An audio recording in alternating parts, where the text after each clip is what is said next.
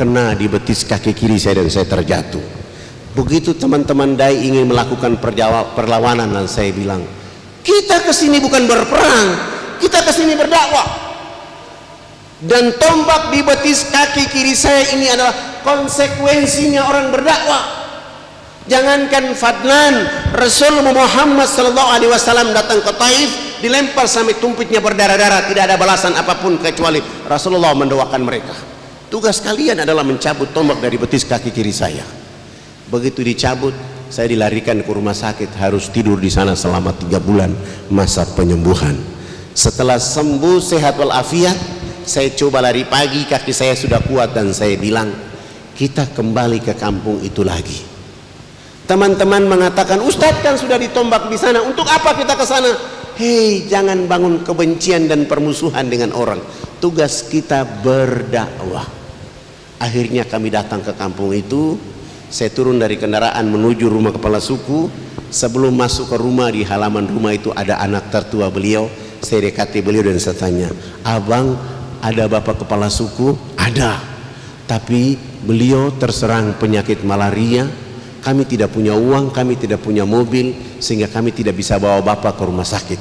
Saya langsung jawab, saya datang ini menjemput bapak kepala suku, abang dengan mama, kita bawa ke rumah sakit biar mengobati bapak di rumah sakit. Anak tertuanya mengatakan, tapi kan abang sudah ditombak bapak beberapa waktu yang lalu. Itu urusan lain. Urusan sekarang adalah kita harus menyelamatkan bapak kepala suku. Akhirnya beliau masuk, kasih tahu bapaknya dan mamanya. Kami bawa beliau rawat di rumah sakit selama 2 minggu, sembuh sehat walafiat. Kami siapkan bekal hidup untuk mereka, kami antar pulang mereka ke kampung halaman. Kami kembali ke kota. 1 minggu kemudian baru kami kembali ke sana berdakwah. Subhanallah, baru 3 hari bicara Islam, kepala suku bersama istri dan 13 anak, ditambah 15 kepala keluarga di kampung kecil itu pun hijrah, mengucapkan 2 kalimat syahadat.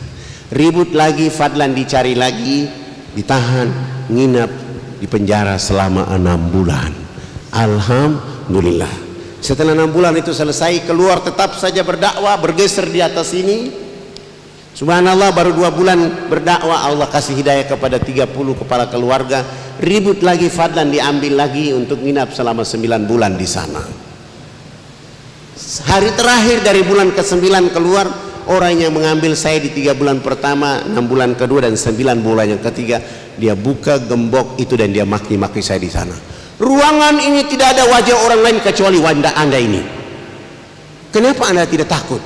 Saya bilang, saya bukan maling, saya bukan pembunuh, saya bukan penjahat, saya juga bukan pemberontak.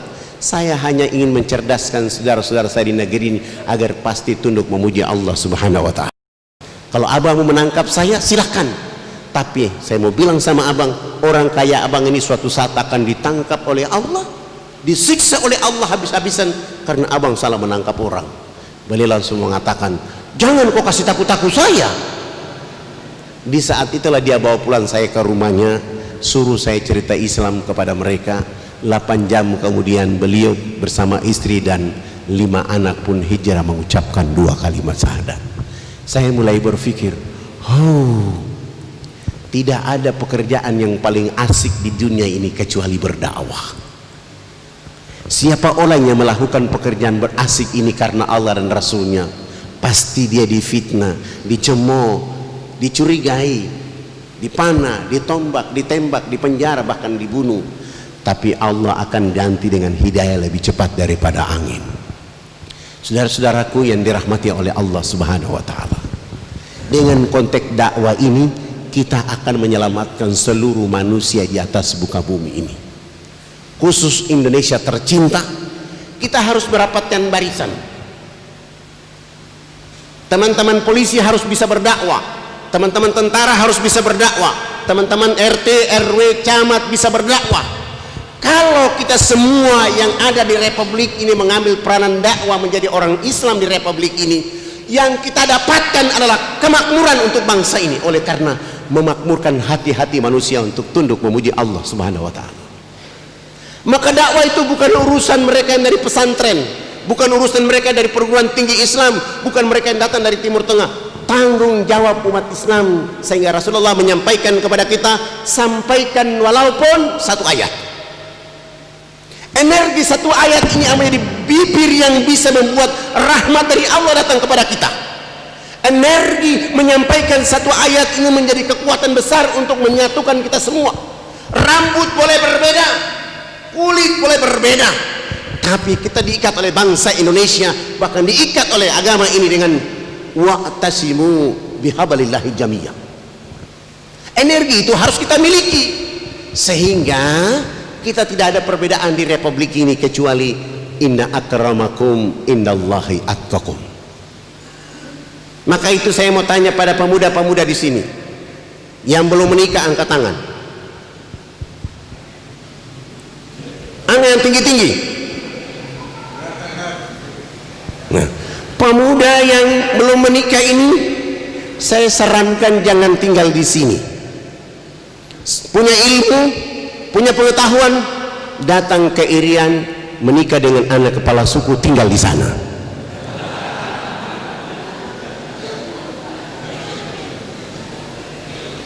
Kalau tinggal di sini, nikah sama orang di sini, anakmu anak Jawa. Tapi kalau nikah dengan anak Irian, anakmu adalah anak Indonesia. Warnanya coklat-coklat, keriting-keriting. Itu Indonesia. Ini harus dibangun oleh kita, sehingga semangat menjaga Indonesia dengan dakwah menuju kemakmuran dan kebangkitan bangsa ini. Itu yang kita belum punya sampai hari ini.